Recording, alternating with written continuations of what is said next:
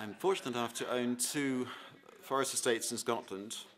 So on the question of whether I would visit regularly, I have to visit regularly on business.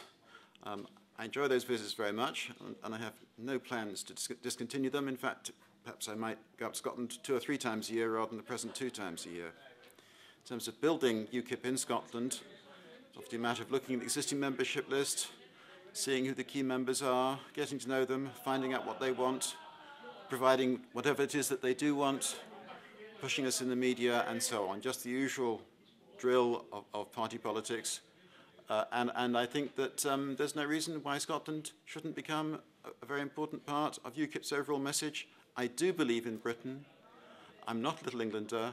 I do believe in Britain. I want UKIP to flourish in Scotland. Let's capitalise on the last sentence with regard to NECs being set up all over the UK and people represented all over the UK. Yes, we need representation, but this is the very thing I'm saying. This is the very reason I put forward this idea of reinvigorating our branches in all the many different regions. Now, we can't stretch the NEC any further. What we need to do is reinvigorate the branches, regional chairmen must advocate for their areas and the policies with which they require to build on their communities, to create jobs, to stop the depression in their areas, bring forth their ideas to the NEC, liaise with the branches, liaise with the branch chairman, and get it on. That's the only way that we can overcome this feeling. Many branches, many regions can overcome this feeling of being left out, not being included, is for us to communicate with our NEC and our chairman communicate with their regions, and they come in for full discussion on many things. To visit Scotland on a regular, it's like anywhere else. You have to visit, you have to press the flesh, you have to engage people, you have to make them understand that UKIP are here and here to stay. And this is a leader's job. This is what a leader's all about. Making and being able to communicate with the people. Visit as regular as you can. If you can't visit, appoint someone to visit, and maybe you can visit once or twice a year. But when the leader comes to town, everybody is invigorated. Everybody wants to move. The leader has to make himself known to the whole nation. And that's what it's about. Inspiration feeds the nation. I'm half Scottish.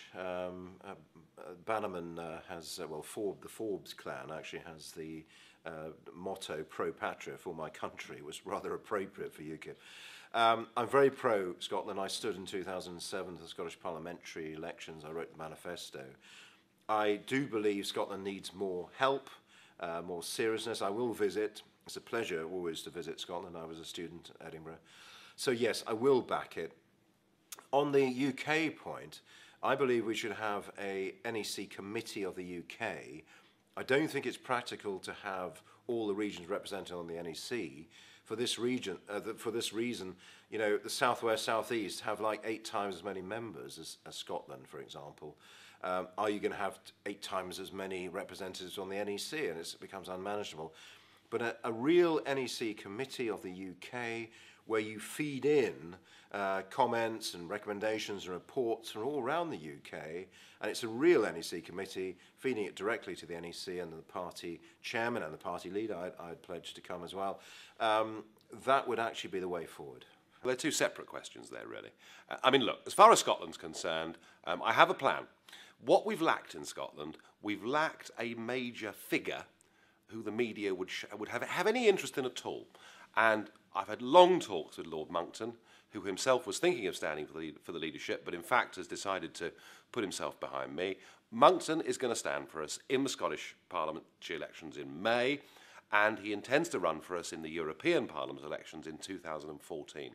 Just think about it. We managed to get 7% in Scotland in the last Euro elections, despite the fact we had nobody with any profile at all. With Monckton, we can push that up to 12% plus, and we will win an MEP seat in Scotland. So will I visit Scotland regularly? No. Will I visit Scotland? Yes. But I can't be everywhere the whole time. But I do feel that with someone like Christopher, we'll have a media figure and a personality around whom we can really get things going. And there are so many issues up there. I mean, there's, of course, the white fisheries sector that's just been decimated. We've also got wind turbines appearing all over the Highlands and Islands. So some real issues up there for UKIP to get their teeth into.